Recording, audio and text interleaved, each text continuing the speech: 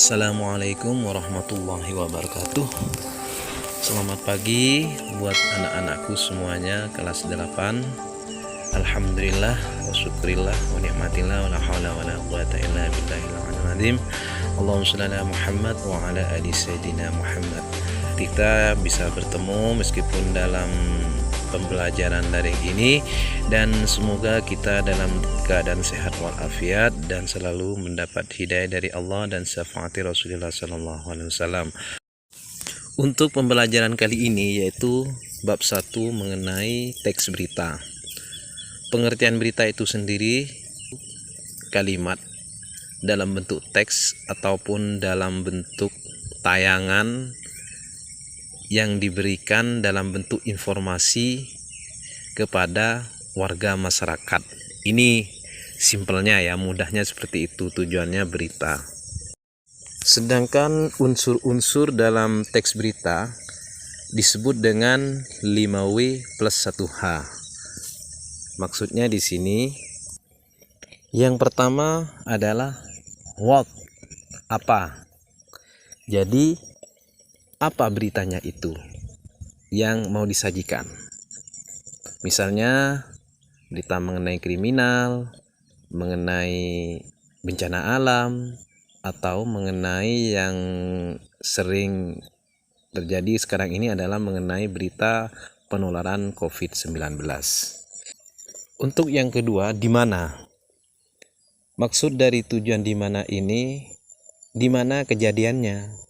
Kejadian yang mau diberitakan tuh di mana? Ini mengenai tempat dan lokasi gitu ya. Misalnya di Bondowoso, bencana alam di Bondowoso, penularan COVID-19 di Surabaya terbanyak, itu di mana? Mengenai lokasi. Untuk yang ketiga yaitu kapan. Kapan ini menanyakan tentang waktu. Jam berapa, harinya hari apa, bulannya bulan apa, dan tahunnya apa, kapan. Ini kapan, menanyakan tentang waktu, hari dan waktu.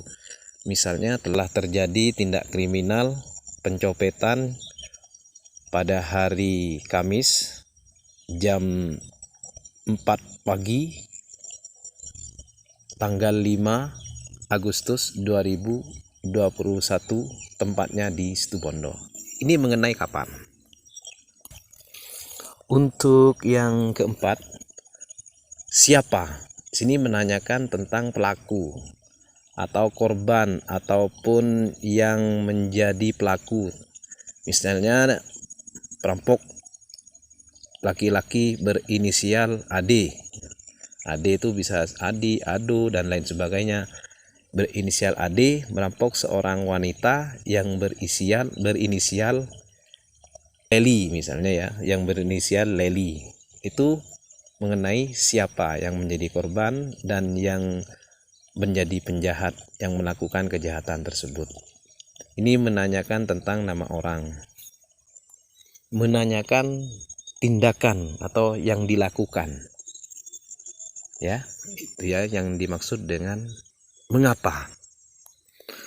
Untuk yang terakhir yaitu yang keenam yang disebut dengan how, bagaimana. Ini mengenai tindak lanjutnya. Apa orangnya yang menjadi korban itu luka atau selamat?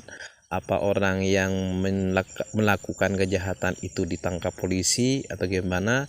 Ini tindak lanjut dari semua kejadian-kejadian dari awal atau dari nomor 1 sampai nomor 5 terangkum dalam 6 ini. Itu mengenai unsur-unsur berita. Jadi penjelasannya, keseluruhannya dan penyelesaiannya ada di nomor 6. Bagaimana itu ya. Untuk selanjutnya yaitu mengenai struktur berita. Struktur berita itu ada 3. Yang pertama kepala berita, yang kedua bodi berita, yang ketiga ekor berita. Jadi berita itu tidak ubahnya seperti makhluk hidup, ada kepalanya, ada badannya, tubuh itu ya, body, dan juga ada ekornya, buntut. Jadi berita seperti itu. Apa sih yang dimaksud dengan kepala berita?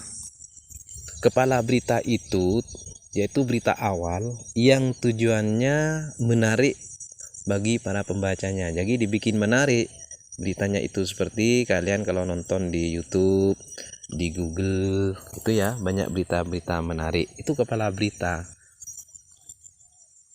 Contohnya, seorang wanita cantik telah dicopet oleh seorang kakek-kakek. Itu misalnya kepala berita. Jadi menarik untuk dibaca. Selanjutnya yaitu bodi berita. Bodi berita itu mengurai semua berita dari awal, dari akhir sampai pada titik akhir, dijelaskan keseluruhannya mengenai informasi-informasi yang didapat oleh pengambil berita. Itu yang dimaksud dengan bodi berita. Lebih jelasnya di bodi berita mengenai berita itu sendiri. Untuk ekor berita ini adalah penutup dan pelengkap saja, tetapi kebanyakan ekor berita yang dimaksud hal-hal yang kurang penting dituliskan di ekor berita untuk pelengkap saja ekor berita ini. Ini yang dimaksud dengan struktur berita. Untuk selanjutnya anak-anak yaitu mengenai kaidah kebahasaan dalam teks berita. Kaidah kebahasaan dalam teks berita ini ada 5. Mengapa berita harus menggunakan kaidah kebahasaan? Karena berita yang ditulis itu semuanya harus dipertanggungjawabkan kebenarannya. Tidak sembarangan menulis kalimat asal-asalan. Ya, harus ada sumbernya, harus kalimat yang tepat. Itu bukan sembarang nulis berita. Jadi hati-hati. Kalau kalimatnya atau tag beritanya tidak bisa dipertanggungjawabkan, maka itu disebut dengan berita hoax yang lagi ngetren saat ini. Oke, saya lanjutkan dengan penjelasannya ya. Yang pertama yang digunakan adalah bahasa baku. Jadi yang dimaksud dengan bahasa baku, bahasa yang tepat dan benar yang mengikuti kaidah EYD. Kalimat itu ada 2 kalimat, kalimat baku dan tidak baku. Kalau kalimat baku mempunyai aturan-aturan sesuai dengan kaidah EYD. Tapi kalau kalimat tidak baku, ya contohnya saja langsung ya, misalnya gue, lo, itu kalimat tidak baku. Lo bagaimana keadaannya, apa kabarnya deh, itu kalimat yang tidak baku. Untuk yang berikutnya yaitu penggunaan kalimat langsung. Kalimat itu ada 2, yang pertama kalimat langsung dan tidak langsung, dua macam ya. Kalau kalimat langsung didapat dari narasumbernya langsung. Contohnya kalau anak-anak melihat berita di koran ataupun di TV, itu yang menyampaikan orangnya sendiri, narasumber, bukan yang memberi berita. Saya contohkan kalimat langsung ya. Di dalam berita itu disampaikan kalimat langsung. Narasumber Pak Tomo, misalnya dikasih tanda petik, lalu kalimatnya disampaikan di sana. Bahwasanya COVID-19 ini menular kepada seluruh warga kalau tidak hati-hati. Itu langsung dikasih tanda petik beritanya itu nanti. Itu penyampaian kalimat langsung. Kalau kalimat tidak langsung, contohnya seperti ini. Pak Tomo mengatakan bahwasanya COVID-19 ini sangat berbahaya karena sangat menular bagi warga negara, misalnya bagi warga negara Indonesia kalau tidak hati-hati. Itu namanya kalimat tidak langsung. Yang menyampaikan itu bukan narasumbernya tapi yang menulis berita. Untuk yang ketiga, penggunaan konjungsi yang bermakna menerangkan. Contohnya ada kalimat bahwa, bahwasanya dan sebagainya. Untuk yang keempat yaitu penggunaan kata kerja mental. Saya langsung contohnya ya. Misalnya memikirkan, itu namanya kata kerja mental. Masyarakat sedang memikirkan tentang pandemi COVID-19 ini kenapa kok tidak berakhir-akhir. Ini namanya kalimat mental. Untuk yang nomor 5 yaitu menggunakan keterangan